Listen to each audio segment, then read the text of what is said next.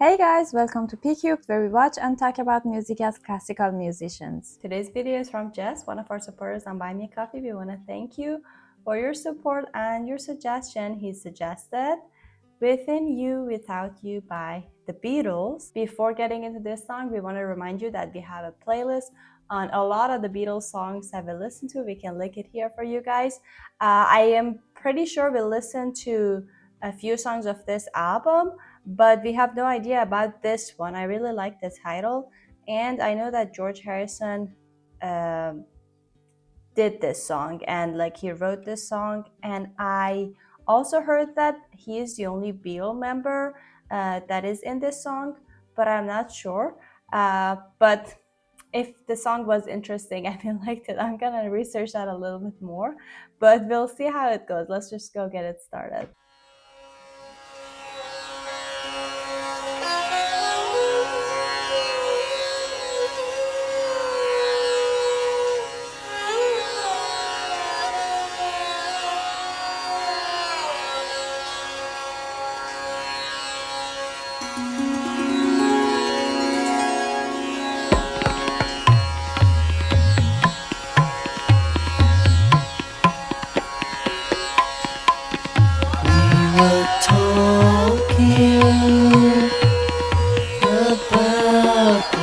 Space between us and the people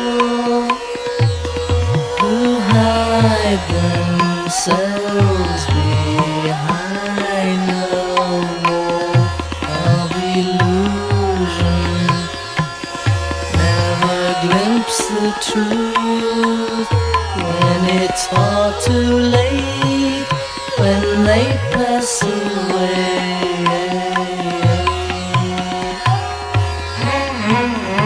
Let's just wait here to just digest what we heard. Wow!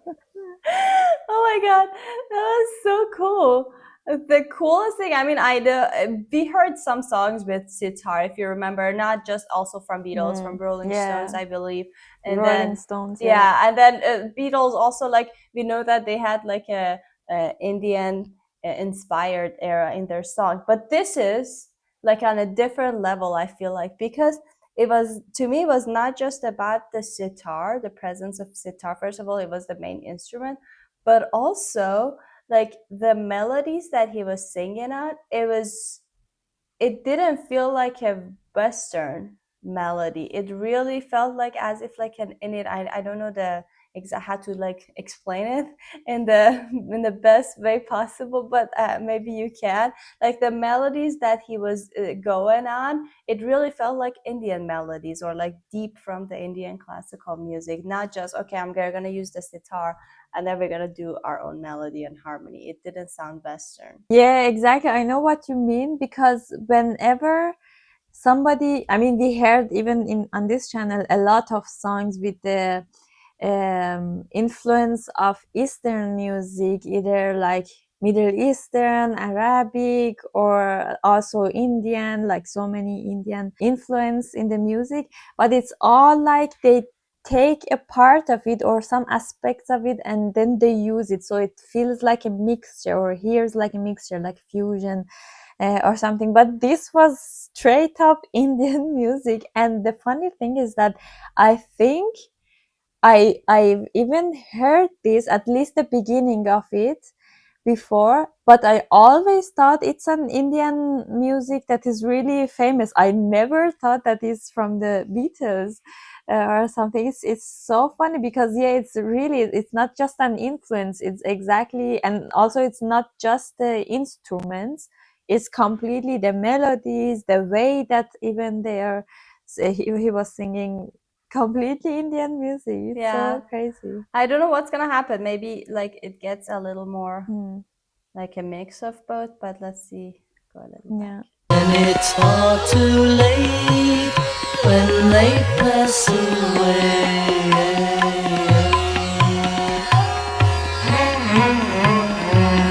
We were talking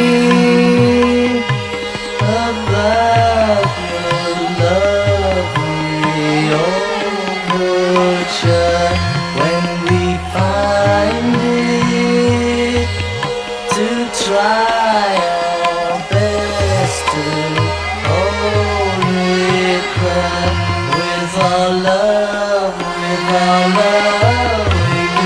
save the world if they only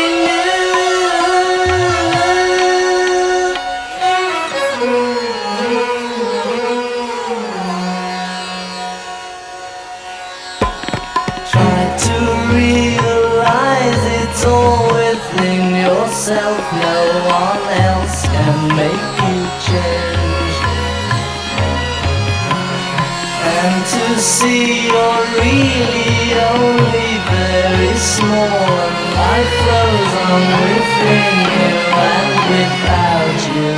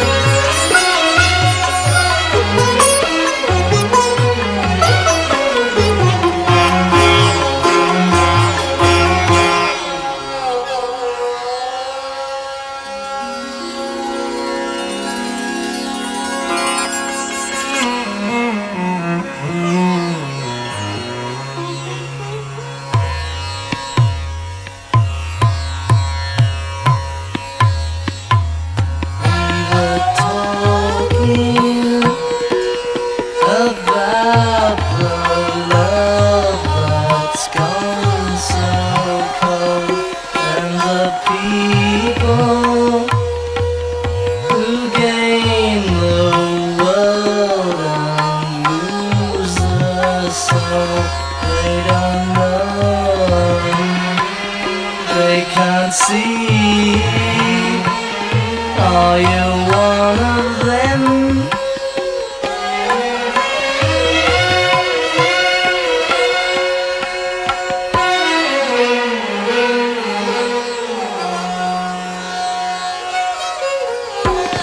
When you've seen beyond yourself, then you may find peace of mind is waiting there. And the time will come when you see we're all one, and life flows on within you and without you.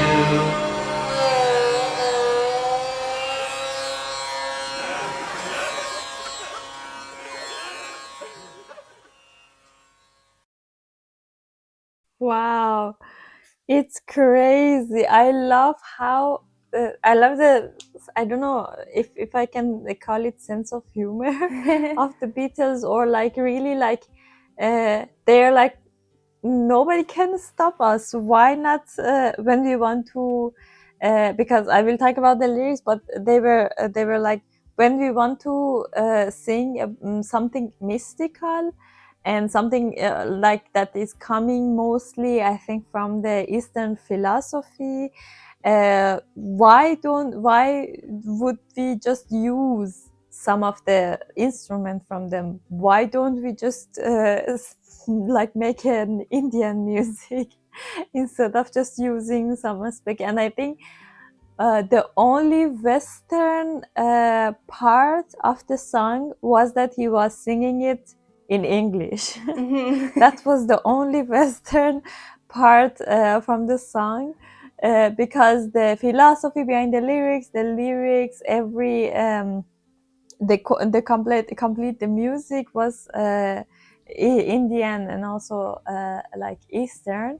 And also I think in the beginning and also towards the end there was a harp, which, I mean, the composers use it mostly when they want to show the Eastern, or make a music about Eastern. Also in classical music is like that. But I think one of the only instrument that was like more like Eastern, I guess. I'm not sure. I mean, I We know can that look it there are up. similar instruments. Yeah. Yeah, instruments also in East, but like it's. I think at least I know it more from the classical Western classical music. So also that was one of the only Western aspects, but it was like the Western aspect, the Western instrument that is used for to show like Eastern atmosphere. Wow. Okay, I'm looking at the instrumentation. It's a sitar, obviously, that played by George Harrison, which is also like even more impressive. Tabla, which we heard, and then there is that drone sound that we heard that was like carrying on, which I was gonna talk about, which was really really cool, and because it was adding a sense of, to me, like this music that did not have the traditional harmonic language that you get like to attention, you build up to attention and then you resolve it. It really felt like it's just going on and going on and kind of like unfolding as you go, not necessarily grounding you with the harmony, like at least the Western harmony that our brain, I mean, we are not necessarily Western people, but because we trained in that system, I think our also ear is used to like that kind of like build up and tension and release. But that, so it was interesting that there was not a lot of that going on, but then that kind of drone, the continuous pedal note, or like the continuous note that was going on, it really felt like a grounding point to me for the song. That was like, okay, we are here, we are still here. It felt like, okay, just we're not getting too far, because this is kind of like the, not the tonic, but it's like our grounding point, our home. And then it kind of also like carried that through all the way to the end. So we have that, and then we have Dilruba, which also is a Persian word, Dilruba, but that's a bowed instrument. And then there's another harp-like instrument that you said, and then there's Western strings, three cellos and eight violins. Oh yeah, that's I heard also. So they bring, but the approach of what they were playing wasn't that. That's why I didn't say it. But it wasn't Western. It was exactly like the way the sound production and the notes and the way that the traditional like Indian or like Eastern like celloist would and play. an acoustic guitar harmonium. But like it was interesting. First of all, this is so many instruments, but the whole thing really sounded so well blended together. Like aside from that tabla, which was obvious, and aside from the sitar and that drone, I could not single out any of these instruments. I think they were like the ensemble of it was very well blended together as like one, which is very interesting because it kind of like related to the lyrics a little bit. Toward the end, he was talking about we all could be one, which again, it reminded me of the song that we recently listened from George Harrison, While My Guitar Gently Weeps. The theme were kind of similar. I don't know if he wrote them during the same time or not, but the theme of the lyric was all about like just like loving and then being one with all the humanity. It's kind of like that. I know it had different, we can look at the lyrics as well. Yeah, exactly. About the harmony, I mean, the older music or the traditional music in every country, even in Western countries or Western music, was more modal and more horizontally looking than like the harmonies that came even in the classical music, like at the end of Baroque era, maybe like, and then so that you look vertically and then you make build chords and stuff. You see it also in Persian traditional music, more even like the traditional Persian music, not the classical Persian music. That is all like modal, like you have a horizontal layers, which like the drone and the sitar, the tabla, which each of them are like a complete line, and you can hear them alone, and then they just play together, and they don't think that, okay, when at this moment that we are playing this, is the sitar or the drone or this and that are making a chord, or they are matching together or not. It's just like I mean, there is also some vertically rules for that you have to see if that it doesn't sound bad, but it's mostly the horizontal way of seeing it. And as we said, the lyrics was really mystical or a philosophical kind of thinking that is have been for decades. Maybe I know it maybe more from the East, but I think maybe there are some philosophers also from the West that they developed this philosophy. But it's more like an Eastern thing that you can also see it in the art, even in, like, I know it like more Persian art, that it's like in architecture, or from in the paintings, that they have a small motif, but this motif is the a really small part of a whole. It's really a mystical thing. They used so much broken mirrors, like small broken mirrors in the architecture, in Persian architecture, that it also has a like mystical meaning behind it. This thinking of individuality, that you on your own are the whole, and this I think they call it humanist or humanism in art history. It's in the back of my mind. It's more like a Western philosophy or Western kind of art. It started more from the Renaissance era to think that one human, you can also see from this era, like Leonardo da Vinci or so many other people, that they were so talented that they could like do everything or know everything. They were like, I don't know, doctor, and at the same time painter, and at the same time thing. And this feeling and this thinking of I'm individual, I have an individual character, and this individualism is more like a Western thing. And in the East, it's more like you're just a small piece of thing in this whole world, and you're part of this whole, you're part of a whole. And this it's they don't do many maneuvers in this individuality. And the interesting thing is that the way that he was singing it, that was more like monotone, and really like it was like a really straight line.